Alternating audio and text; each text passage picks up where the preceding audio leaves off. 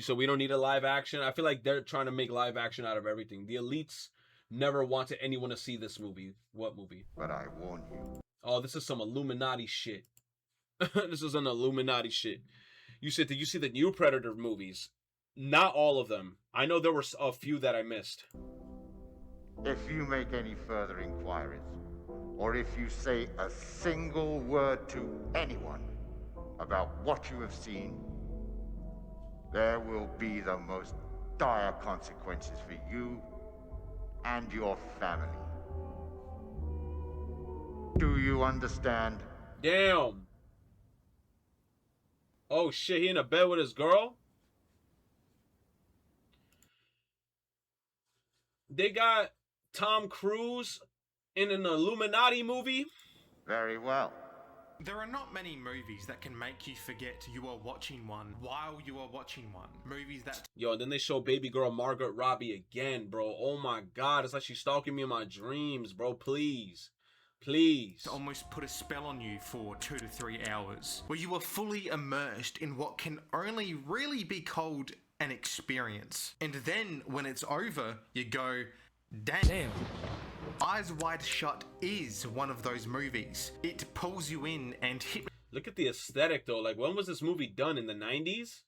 Like, early 90s? hypnotizes you in a way that most movies simply can't. And just like its main protagonist, makes you feel like you saw something that you are not supposed to see. Adapted from the 1926 German novella Dream Story, Eyes Wide Shut follows 99? Bill Harford, a wealthy I was way off. doctor I was off by living like with his 10 wife years. Nicole Kidman in New York. A lucky son of a bitch who starts freaking out when the day... But yo, one thing is for sure, chat.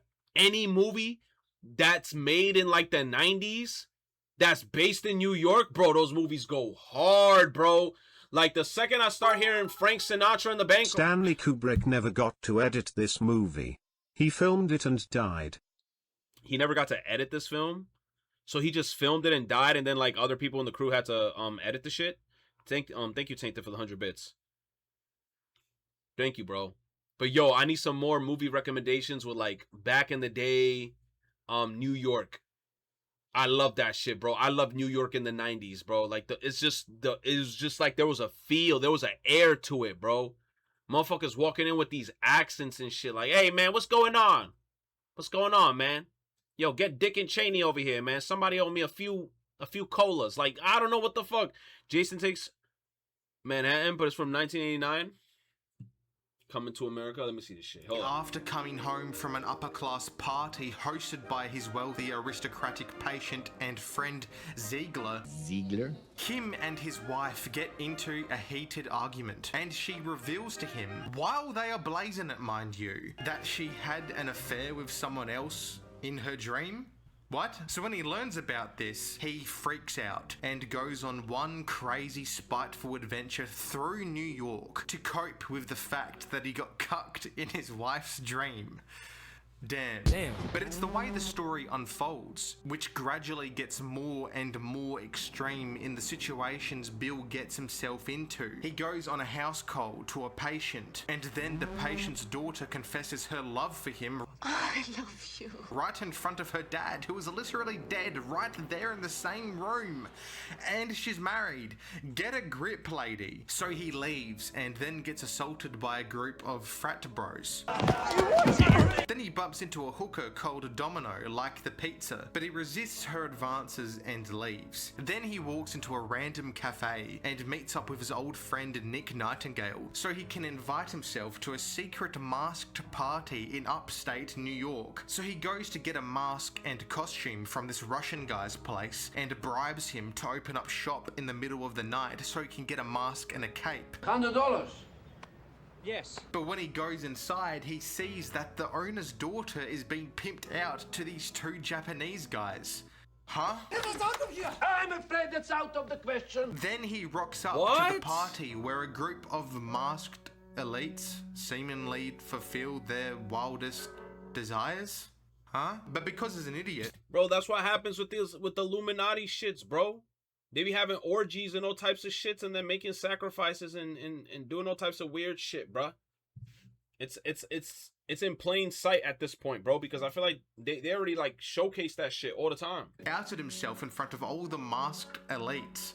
Get undressed. Oh boy. But luckily, they let him go in exchange for this mysterious woman who weirdly sacrificed her life for his. Let him go. Then he goes home and sleeps it off. Then, over the next 2 days, nearly self-destructs into his own paranoia and confusion about the whole situation as he tries to piece together the pieces of the puzzle which are all hidden in plain sight before him. When I explain it like that, it sounds simple. But like all of Kubrick's films, the devil is in the details, and it's always what's behind the curtain that you can't see, which is always more interesting than what you can. It's such a weird, strange movie that glorifies speculation after speculation, conspiracy after conspiracy about the nature of its scenes and what its true intention really is. And after every viewing, there are always new thoughts and realizations that pop into your mind. It's insane. Is it to me? So it's one of those films where like you rewatch it a few times and you always notice something new or something different or like new details that like add on to the shit where you're just like, oh, I didn't notice this the first time. Merely a disturbing satire about a guy who gets blue-balled for 2.5 hours. Who is the man in the red coat? Is it about the fragility of marriage? Who is the masked man that nods to Bill? Is Bill being followed? Is it about the nature of desire and its potential consequences? What happened to Nick Nightingale? Did Kubrick make the film to make Tom Cruise and Nicole Kidman divorce? Did he make this film to warn us about Scientology because he, in his wife's words, lost his daughter to Scientology? Why is Tom's tooth perfectly aligned in the center of his face? Is this what happens when you take the wrong turn at Balenciaga? Did that prostitute really just happen to die of an overdose, or was she murdered? Is this Bohemian Grove? Or is this entire movie just a subtle expose of the wealthy elite, which host sick, twisted parties on a realm the common man cannot even fathom? And when someone tries to speak out, they die under suspicious circumstances. M.R. Croft, what's up, bro? What's up? First time message. I ain't gonna lie. Choose your next words carefully, because the way you type it right now is already given. Like, you about to say some shit, and you about yo, mods, hold up, mods. Pull it out, bro. Mods, yo, choose your next words carefully, buddy. Choose your next words carefully, because it's the structure. It's the structure and how he started it. Nah. Choose your next words. I feel like you're already about to come in here with a sales pitch, being like, hey, man, I'm doing a fidget spidget. Fuck. Hey, man, I'm doing a fidget spinner giveaway on my freaking Fortnite. On my Fortnite map. Play my Fortnite map. It's code 012215. Bro, don't do it, bro. Don't do it. That's how it always starts. Circumstances. Yes. What makes Eyes Wide Shut so special, though, is its very weirdly crafted dream-like atmosphere. And yeah, that's what I'm saying. The background looks like a dream. That's why I thought it was like recorded in the early 90s, but it was actually in the late 90s. How it draws you in into what is this. I'm also a solo game dev. Don't do it! Don't do it! You're already setting it up! Nightmare blunt rotation scenario, which is what leaves you to question if anything was even real, in which Bill has one long night of exploring, you know, who he is, what are his desires, and then ultimately declining into paranoia as he is forced to confront every stupid mistake he stupidly made the night before. Here's the thing, Bill is wealthy. He is a rich old guy. He throws around cash willy-nilly. He can bribe his way into places. $100. He rips up $100 notes like it's nothing. He is what most people would consider the 1% to be. But it's not until he gets a small glimpse at the top 1% of the 1% does he realize that he is in way over his depth, and is just a shock to him as it is to us. I've seen many horror movies. I've seen some very creepy and disturbing scenes, but no scene has evoked a strange level of dread in me that the masked party scene has, while still maintaining this dreamlike, hazy quality to it. There are just so many different interpretations you can ponder that it causes your mind to endlessly question and maybe even potentially overanalyze the details. I'll give you an example. It's never quite 100% confirmed, but it's alleged that this guy in the tricorn hat that nods to Bill is actually Ziegler. Ziegler? But I don't know for sure. Maybe he was actually the one to notice that he was an outsider and to test him further to confirm his suspicion. Those were not just ordinary people there. If I told you their names, I'm not going to tell you their names, but if I did, I don't think you'd sleep so well. You can't be 100% certain. I never really got the vibe that this guy was trying to save Bill, but really just test to see if he is an interloper. But you'll never be able to fully understand it, and you always fear. What you don't understand? Dog. The entire sequence is like 25 minutes long, but pacing wise, it feels like it's just 3 minutes, because it so perfectly envelops the viewer into Bill's shoes that you just lose track of time with how fucking weird and mythical it is. Please, come forward. Its ambience, its vibe, and its setting is like a horror movie. There are so... Bro, we literally played a game with this house, chat. Tell me not. Didn't we play a game with a house that looked just like this? And then we were running inside and getting our fucking booties taken, and motherfuckers was fucking in this shit, bro. Look at Owl Engineer in the chat going, no! Yeah, that fucking weird ass game, bro.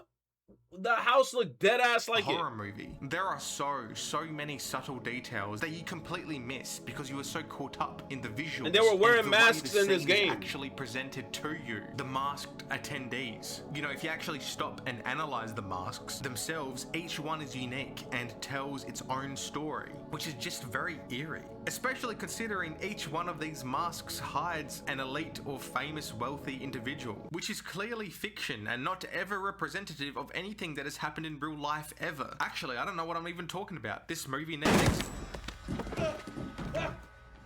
I'm on Twitch! Masks are Venetian. Damn, bro, I'm on Twitch! This mask looks like a plague doctor, which, you know, the plague hit Venice pretty hard back in the 1300s. Me when There's Retro makes a Donald reference Trump to a mask, horror this game I mask, made him all the play. way- Link. Uh-oh. How long is this shit? Yo, thank you for the 100 bits. God damn. Oh, I gotta hold it in. Hold it in. No, I can't laugh yet. I've got to hold it in. Hold it in. They're all gonna die. Gotta hold it in.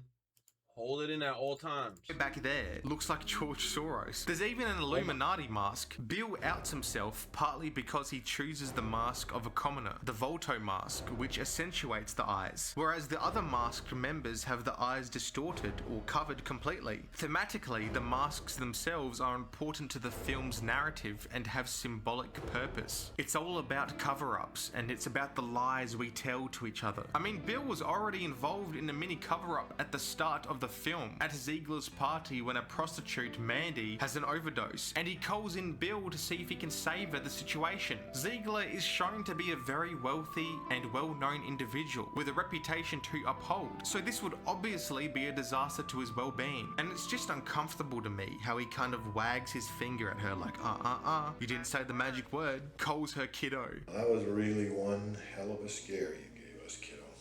And she apologizes. Sorry.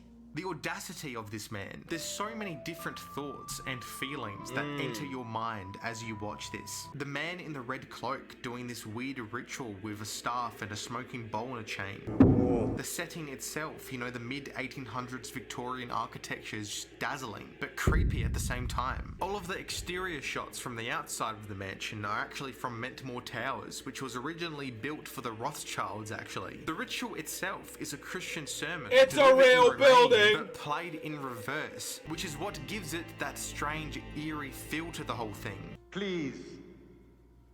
The ringleader in the red cloak has this mocking, happy manner about him. Get undressed. Yes, you will kindly remove your mask. That's unfortunate. It's just so strange and weird. I love it. Personally, I went into this film raw. I had no idea what it was about. All I knew was that it had Tom Cruise and that Harvey Keitel left the project because he was frustrated with Kubrick's directing style. Is that the Brooklyn in you, do you think? It's a sense of worth in me. So imagine experiencing this for the first time. I feel like it's easy to get lost trying to figure out the hidden messages of Kubrick's films, that you forget the emotional and visceral response you get from actually watching his films. The lighting is very aesthetically beautiful, while still conveying subtle insights into the theme of its narrative. It's not like conventional movie lighting, and it's not made to look or feel realistic. The cinematography and specific framing, staging, and blocking of certain images is extremely intentional in what it wants you to see. I actually don't think there is anyone that can make a movie like this anymore. It's just extinct. Like, you really just said don't bro get got scenes offended, looking that's like why he that left? today. The use of color is genius, and is what really ties the whole film together. Primarily you see gold for wealth, red for danger and desire. In fact, red being almost everywhere makes the whole film feel very claustrophobic at times. And blue, which is uncertainty or genuine unease. Throughout the entire film, you will see some type of combination of the three, whether it be people and places within the scenes, or directional lighting, like gold lit rooms or the blue moon illuminating the ground. It's really hammering home how it wants you to feel, and to some I could imagine how it feels kind of... You said bro got offended, that's why he left. He said bro saw it wasn't a movie but a documentary. You saying that he felt like they were getting too close to the sun in terms of like revealing shit that actually goes on? That's why he left?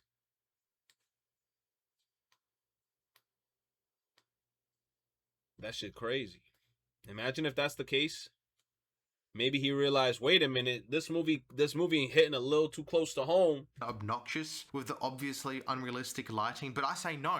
Again, it just adds and doubles down to that dreamy, even fever dream-like quality about it. So when daylight hits, it feels like the filter has been washed away, and it's more realistic in tone and atmosphere, and loses that dream-like quality to benefit the conspiracy about what happened to Bill the night before. How accurate was everything, you know? You question if he is going crazy. It's like when you have a crazy dream the night before, but when you try and remember every detail about it, you get frustrated because no matter how hard you try, you can never get to relive it again in everyday life. From a technical standpoint, all of these elements feel both distant yet very in your face, hidden but obvious. It just makes you get lost in this one night fueled by spite and...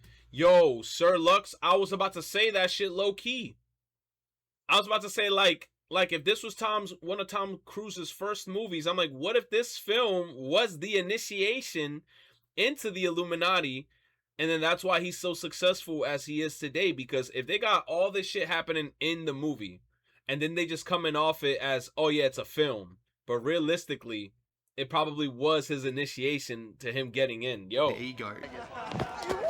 It's not really something that can be put into words. It's something you have to experience for yourself. Eyes Wide Shut is simply a brilliant film. A film that is so visually memorable. One of those films that just stays with you in your mind forever, because it's the music that haunts you. At first, it's this bittersweet melody that introduces us to the upper class of New York. Then a hum at an alien-like frequency in an unknown language. Then there is this repetitive two-note rhythm which just pierces the soul, and not in a good way, and dominates the second half of the film. The characters in this film aren't really like real characters as much as they are archetypes to represent warnings for Bill. Warnings for infidelity, potential warnings for the future of his daughter if his marriage collapses, warnings for keeping or speaking out about conspiracies with no definite proof. The thing about Kubrick is that almost everything you see in the frame or the background is intentional, more so than other directors. This is not the New York you are familiar with, because it's not. Every exterior sequence in the city was shot on a soundstage in England, meaning that everything down to the buildings, the posters, the trash on the ground, the cars parked on the street, the extras are all intentionally placed there to look like that, for you to see, because that is the intention. Eyes Wide Shut is a film where every frame is a painting, every character a warning, and every scene a master.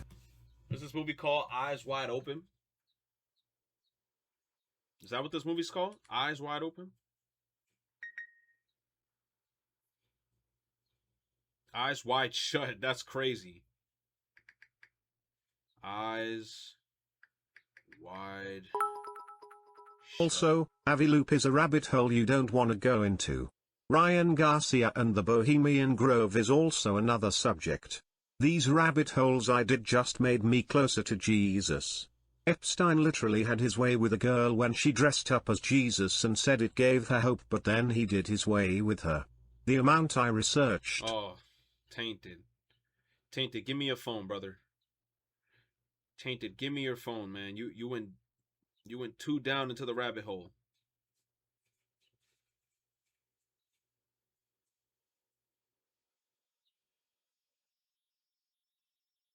I'm dead. All the movie reviews for this film, one of the reviews was, I don't know about you guys, but I could see Tom Cruise attending something like this in real life. Somebody else commented saying, this is exactly what I think Scientology is. Somebody else said, a film about a guy who fucks around and finds out. Another person said his dick led him to places I wouldn't even go with a gun. True, bro. Sometimes it be like that, bro. Don't think with your dick the whole time. You end up being in a place you're not supposed to be at. Class in atmosphere and tension. 1999 was without a doubt probably the best year for movies probably ever. Yo, Tail's going crazy. The Sixth Sense, Toy Story 2, The Matrix, Austin Powers, The Blair Witch Project, Phantom Menace, Office Space. Bro, The Blair Witch Project was like one of those movies that was just so annoying, bro. Like, the whole time, they just got the camera on their face and they just making noise. Fight Club, Lock, Stock, Two Smoking Barrels, Green Mile, American Beauty. I'm not done. Being John Malkovich, the South Park movie, 10 Things I Hate About You, Magnolia, The Mummy, Notting Hill, American Pie, The Iron Giant, fucking The Wild Wild West movie with Will Smith, and Eyes Wide Shut to really cement the year as one of the best in cinema history. And I kid you not, there really isn't another movie that will make you feel indescribable strange emotions quite like this film will evoke in you to feel. What an incredible film to top off a career, and it's especially funny that the last word from this prestigious director is fuck. Fuck. Fuck. Damn. The Iron Giant was a good movie. I think that movie made me cry when I was younger. The Iron Giant definitely was one of those.